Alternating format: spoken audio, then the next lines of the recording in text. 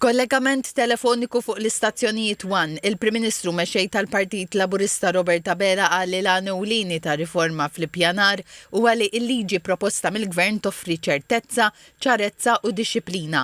Dr. Abela qal li l-grupp ta' ħidma li se jkun immexxi mill-kap tas-segretarjat tiegħu Mark Malija u li se jkun fih numru ta' ministri u wkoll il-kap taċ-ċivil Tony Sultana se jara li l-proposti tan-nies u tal-stakeholders bil-għan biex malli l-Parlament jidħol lura mill-vaganzi tas-sajf jibda jiddiskuti dawn l-abbozzi.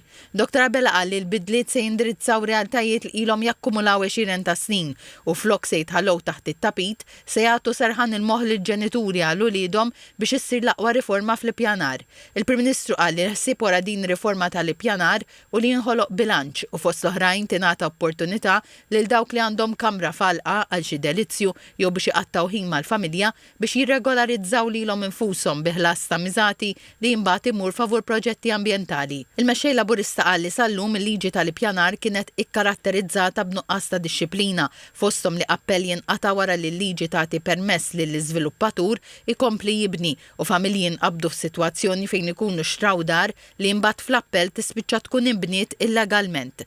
Semma l-budget li ġej li qal se jkun l-aqwa wieħed li qatt kellu l-pajjiż fejn se tkompli tissaħħaħ il-middle class u l-kundizzjonijiet tax-xogħol tal-ħaddiema.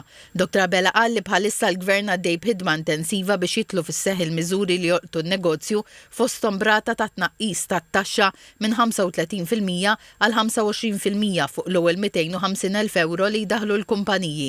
Il-Prim Ministru qal li l-Gvern se jibqa' ffukat biex iwettaq il-manifest elettorali tiegħu. Dwar l-eks kunsilliera tal-Partit Nazzjonalista akkużata bi frodi u miżapproprjazzjoni ta' fondi fl-Emkast, il-Prim Ministru qal li dawn huma akkużi serji ħafna fuq persuna eletta fisem il-Partit Nazzjonalista u qal li f'dan kollu l-oppożizzjoni f'silenzju kważi assolut. Dr. Abela qal li din turi l-ipokrezija tal-Partit Nazzjonalista li qal jipritka li hu l-paladin tas-saltna tad-dritt. Semma l-ekonomija u qal li t-tnaqqis massiv li għamel il-Gvern fit-taxxa fl-aħħar budget wassal biex ta' iktar minn 140 miljun euro lin-nies. Qal li din il-miżura waslet għal tkabbir ekonomiku ta' 0.4%. Dr. Abela qal li waqt li ħadd ieħor jemmen fil-politika ta' austerità, il-Gvern jemmen f'politika ekonomika ta' fiduċja. Sostna li bit-tisħiħ ta' ftehimiet kollettivi, kontijiet tal-enerġija stabbli u miżuri bħat tnaqqis fit-taxxa, il-Gvern qed iħalli iktar flus fi bwiet tan-nies.